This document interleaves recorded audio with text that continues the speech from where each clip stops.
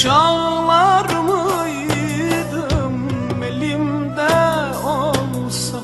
Bel bağlar mıydım yıkılsın dağlar, açılsın yollar senin elinden, içim kan ağlar. Yıkılsın dağlar, açılsın yollar senin elinden, içim kan ağlar. Başımın tacı kara sevdalım, gözümün nuru, başı belalım. Başımın tacı kara sevdalım, gözümün nuru, başı belalım.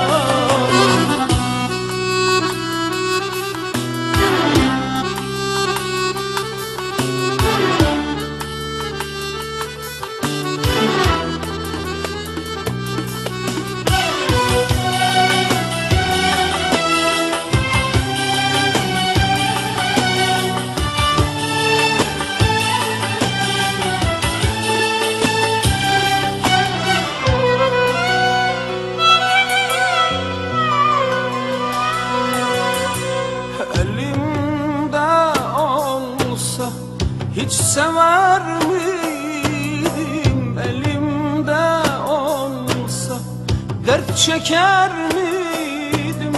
Ayrılık çöktü, belimi büktü senin hasretin, canıma yetti.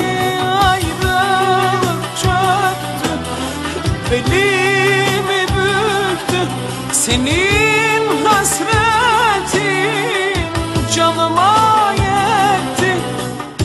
Başımın tacı kara sevdalım, gözümün nuru, başı belalım. Başımın tacı kara sevdalım, gözümün nuru, başı belalım. Ah başımın tacı kara sevdalım,